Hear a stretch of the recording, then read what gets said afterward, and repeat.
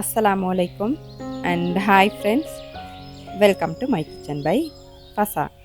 எல்லாரும் நலமா இருப்பீங்கன்னு நினைக்கிறேன். இன்னொரு vlogல எல்லாரையும் சந்திக்கிறதுல சந்தோஷம்.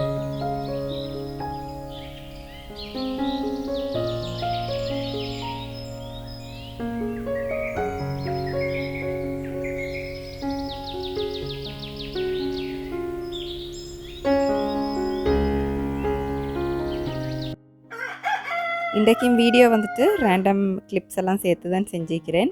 அதில் முதலாவது வந்துட்டு கத்தாழை சோப் கொஞ்சம் செஞ்சுதேன். அப்போ எல்லாம் செஞ்சு முடிச்சுட்டு தான் எனக்கு நினைவு வந்துச்சு உங்களோட ஷேர் பண்ணுவோம் அதை அப்படின்ட்டு. அப்போ உங்களுக்காக வேண்டி ஒரு சோப் எப்படி செய்கிறேன்னு காட்டுறேன்.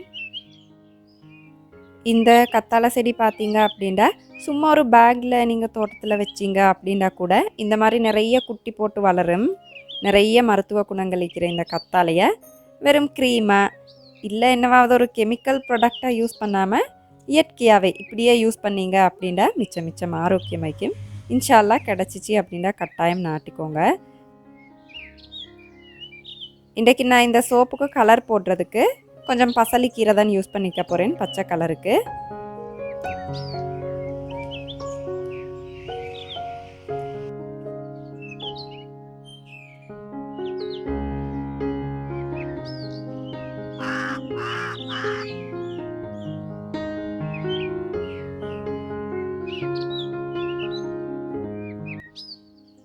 முதலாவதாக இந்த கத்தாழையில் அந்த ஓரமிக்கிற முள்ளை இப்படி கட் பண்ணி விட்டுட்டு நடுவில் வைக்கிற அந்த சோறு அப்படின்னு சொல்லுவோம் இல்லையா, அந்த ஜெல் மாதிரிக்கும் அதை வந்துட்டு இப்படி கட் பண்ணி எடுத்துக்கணும். நான் இன்றைக்கி இந்த காஸ்டிக் சோடா வச்சு தான் சோப் செஞ்சு காட்ட போகிறேன். நான் ஏற்கனவே சோப் எப்படி செய்கிறேன் அப்படின்ட்டு முந்தைய ஒரு வீடியோவில் ஷேர் பண்ணிக்கிறேன். அந்த வீடியோட லிங்க்கை உங்களுக்கு டிஸ்கிரிப்ஷனில் தாரேன். டீப்பாக வேணும் அப்படின்னா நீங்கள் அதை பார்த்துக்கலும்.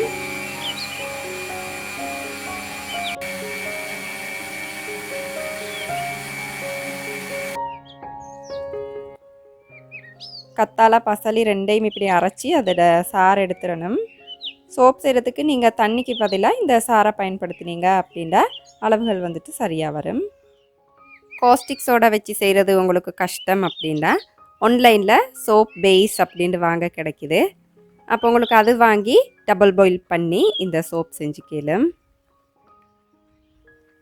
டபுள் பாயில் பண்ணி உருக்கி அதுக்கப்புறம் உங்களுக்கு தேவையான இந்த மாதிரி கத்தாழை சாறு இப்படி சேர்த்து கலர் வேணும் அப்படின்டா கலர் போட்டு வாசம் சேர்த்து உங்களுக்கு வீட்டுக்கு தேவையான சோப் வந்துட்டு செஞ்சுக்கலாம். இப்போ ஸ்ரீலங்காவை பொறுத்த வரைக்கும் சோப்போட விலை உங்களுக்கு செல்ல தேவையில்ல.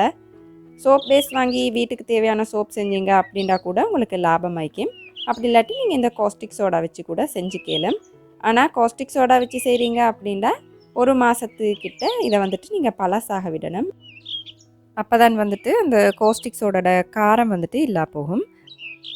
ஆனால் இந்த சோப் பேஸ் வாங்கி செய்கிறீங்க அப்படின்னா செஞ்சு 2-3 ஹவர்ஸ்லேயே உங்களுக்கு பாவிக்கலும்.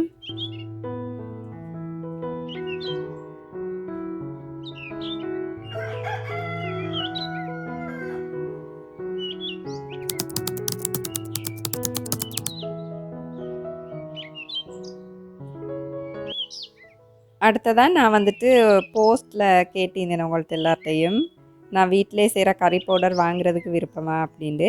அப்போ நிறைய பேர் எனக்கு மெசேஜ் பண்ணியிருந்தீங்க வாட்ஸ்அப்பில். இன்ஷால்லா இதையே ஒரு சின்ன பிஸ்னஸாக தொடங்குவோம் அப்படின்னு நினச்சேன்.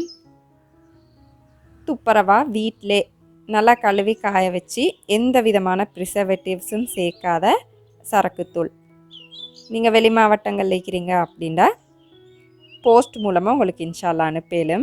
கேஷ் ஆன் டெலிவரி அப்படின்ற முறை சிஓடி அப்படின்னு சொல்லுவோம் இல்லையா, பொருள் வந்து சேர்ந்த பிறகு உங்களுக்கு அவங்கள்ட்டே பணம் கட்டலும். அது இல்லாமல் உங்களுக்கு பார்சல் டெலிவரி இதோட சார்ஜஸ் எல்லாமே நான் டிஸ்கிரிப்ஷனில் தாரேன். உங்களுக்கு வேணும் விருப்பம் அப்படின்னா கட்டாயம் ஆர்டர் பண்ணிக்கோங்க இன்ஷால்லா. இப்பாகமோ டவுனில் உங்களுக்கு வந்து எடுக்கலும் சாமான் எடுத்துக்கலும் அப்படின்னா டெலிவரி சார்ஜஸ் இல்லாமல் நீங்கள் வந்துட்டு ஒரு இடத்த நான் உங்களுக்கு சென்னேன் அப்படின்னா உங்களுக்கு அங்கே வந்து உங்களோட பார்சல் எடுத்துகிட்டு போகலும். சரக்குத்தூள் 500 கிராமோட விலையும் நான் டிஸ்கிரிப்ஷனில் தந்திப்பேன். உங்களுக்கு விருப்பம்னா நீங்கள் ஆர்டர் பண்ணிக்கலாம்.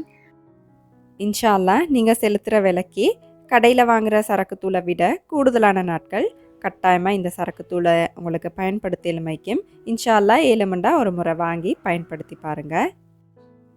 இதால் நீங்கள் செய்கிற கறிகளும் நீங்கள் வழமையாக கடையில் வாங்கி செய்கிற சரக்குத்தூள் கறிகளை விட உண்மைக்குமே வித்தியாசமாக நல்ல டேஸ்ட் ஆயிக்கும்.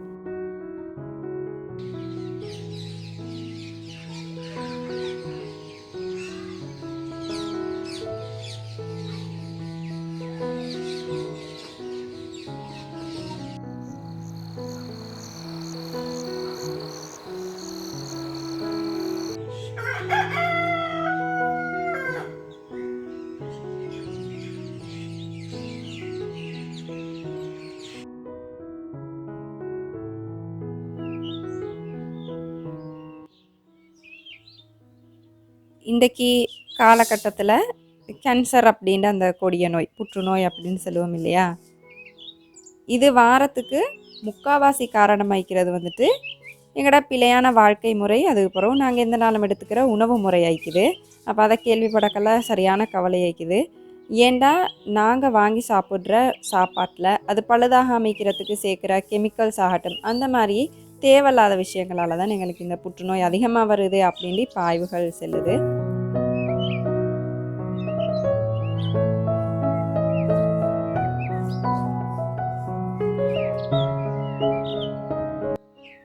நீங்கள் நேற்று சரக்குத்தூள் வாங்குறதுக்காக வேண்டிதான் நான் இதெல்லாம் செல்கிறேன் அப்படின்னு நினைக்க வேணும்.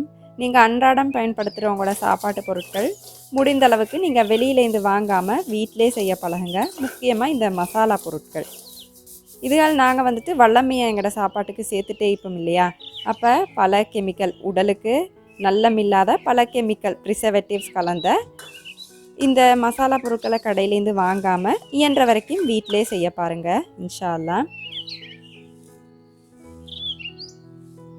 நான் வந்துட்டு இந்த மசாலா பொருட்கள் எப்படி செய்கிறேன் அப்படின்ட்டு மஞ்சள் வரைக்கும் எல்லாம் செல்லிப்பேன்.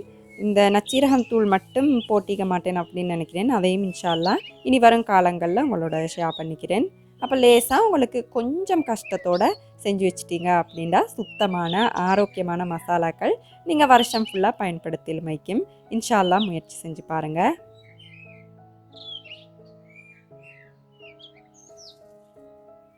செய்கிறவங்க வந்துட்டு செஞ்சுக்குவாங்க. செய்யலாம், எனக்கு டைம் இல்லை, நான் வேலைக்கு போகிறேன் அப்படின்றவங்களுக்கு ஆரோக்கியமாக நல்ல சாமான், தரமான சாமான் சல்லி கொடுத்து சரி வெளியிலேருந்து வாங்கலுமா இருந்தால் அது கூட நாங்கள் அவங்களுக்கு செய்கிற உதவி ஒன்று மாதிரி தான் இல்லையா. அப்போ இந்த யூடியூப் ஜேர்னியில் எனக்கு நீங்கள் நிறைய சப்போர்ட் பண்ணிக்கிறீங்க. நீங்கள் எல்லோரும் உங்களோட சப்போர்ட் இல்லாட்டி இன்ஷா அல்லாஹ் நான் இப்படி ஒரு நிலைமைக்கு வந்திக்கவே மாட்டேன். மில்லியன் கணக்கு வியூ போனால் தான் நான் ஒரு சக்ஸஸ்ஃபுல் யூடியூபர் அப்படின்ட்டு நான் சொல்ல மாட்டேன். நான் ஷேர் பண்ணுற ஒரு விஷயம் ஏண்ட அன்பான ஒரு சப்ஸ்கிரைபர் வாழ்க்கையில் ஒரு நல்ல மாற்றத்தை ஏற்படுத்திச்சு அப்படின்னா கூட நான் ஒரு சக்ஸஸ்ஃபுல் யூடியூபர் தான். அல்ஹம்துலில்லாஹ். இன்னும் உங்களோட சப்போர்ட் எனக்கு கிடைக்கணும் அப்படின்ட்டு நான் எப்போவுமே துவா செய்வேன்.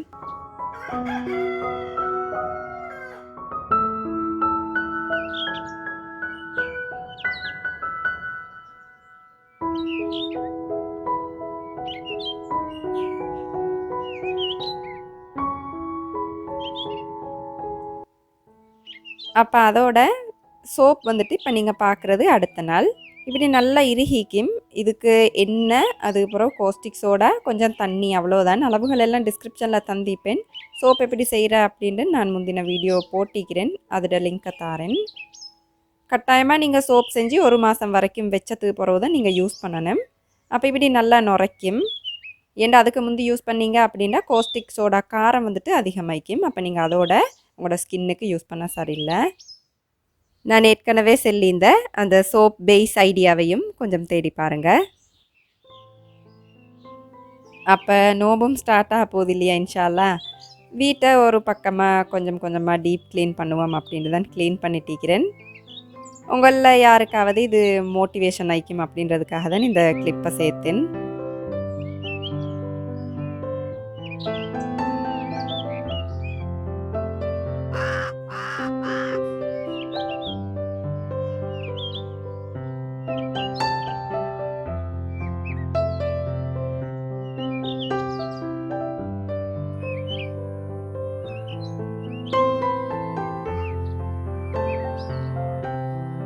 அதோட இன்னொரு குட்டி ரெசிபி உங்களோட ஷேர் பண்ணிக்குவோம்னு நினச்சேன். கொஞ்சம் பால் என்னைட்ட மிச்சம் இருந்துச்சு, குடிக்காத பால். அப்போ அதுக்கு பன்னீர் செஞ்சு வைப்போம் அப்படின்ட்டு தான் செஞ்சுட்டிக்கிறேன். இது ஒன்றும் இல்லை, மிச்சம் லேசான வேலை தான். பாலை கொஞ்சம் கொதிக்க போகிற வரைக்கும் சூடு பண்ணணும். கொஞ்சம் நுர மாதிரி வரக்கலையே அடுப்பை வந்துட்டு நல்லா குறைச்சிருங்க. வச்சுட்டு வினாக்கிரி அப்படி இல்லாட்டி தேசிக்காய் புளி, எலுமிச்சை சாறு உங்களுக்கு விரும்பினது இருந்தாலும் சேர்க்கலும். இப்படி நான் காட்டுற மாதிரி கொஞ்சம் கொஞ்சமாக ஊற்றி கலந்துட்டே இருக்கணும். அந்த பால் திரண்டு வார வரைக்கும் இப்படி கொஞ்சம் கொஞ்சமாக ஊற்றி மிக்ஸ் பண்ணிகிட்டே இருக்கணும்.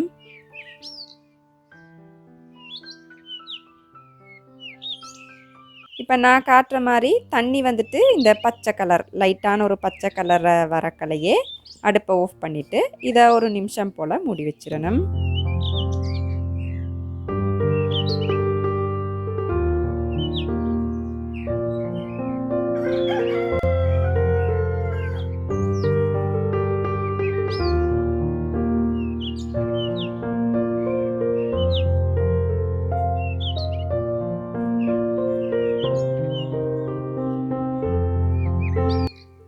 அதுக்கு பிறகு ஒரு சுத்தமான துணியை நல்லா கழுவி தண்ணியெல்லாம் புழிஞ்சு விட்ட பிறகு அதில் இந்த பன்னீரை நல்லா வடிச்சிட்டு கொஞ்சம் கொஞ்சமாக பச்சை தண்ணி சேர்த்து இதை கொஞ்சம் கழுவிக்கணும். ஏண்டா வினாக்கிரி அப்படி இல்லாட்டி தேசிக்காய் புளி ஊற்றினீங்க அப்படின்டா அதோட டேஸ்ட் இல்லா போகிறதுக்கு இப்படி கொஞ்சம் கழுவிக்கணும்.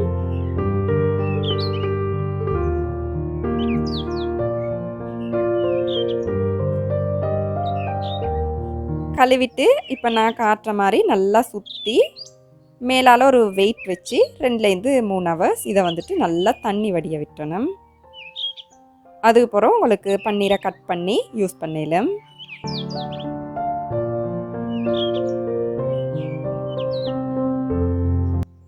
என்னைட்ட கொஞ்சம் பால் மிஞ்சி இந்த சுட்டி நான் அதை வச்சு தான் செஞ்சேன். நீங்கள் கொஞ்சம் கூடுதலான பாலுக்கு செய்கிறீங்க அப்படின்னா கூடுதலாக உங்களுக்கு கிடைக்கும். சீஸ் இந்த மாதிரி விஷயங்கள் எல்லாம் நீங்கள் வெளியே கடையிலேருந்து பிள்ளைகளுக்கு வாங்கி கொடுக்காம இந்த மாதிரி சீஸ், நான் மொசரல்லா சீஸ் வீடியோ போட்டிக்கிறேன். அது இல்லாமல் நிறைய சீஸ் செய்கிற வீடியோஸ் வந்துட்டு உங்களுக்கு யூடியூப்லேயே பார்த்து செய்யலும். அப்படி பார்த்து செஞ்சு பிள்ளைகளுக்கு கட்டாயமாக இன்ஷா அல்லாஹ் கொடுங்க.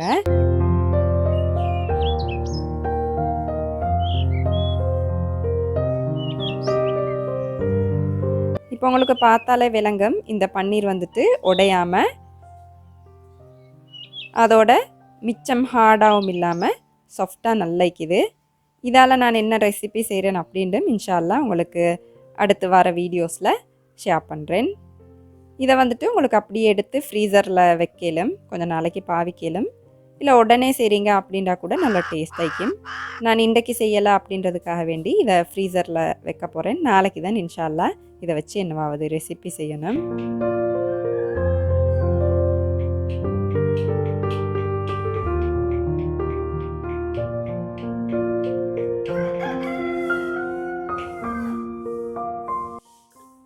அப்போ இந்த வீடியோ உங்களுக்கு சுவாரஸ்யமாக இருந்திக்கும் அப்படின்னு நினைக்கிறேன். அளவாக சாப்பிடுங்க, இந்த அளவில் ஆரோக்கியத்தை அதிகமாக சேர்த்துருங்க. வாழ்க வளமுடன். தேங்க்ஸ் ஃபார் வாட்சிங்.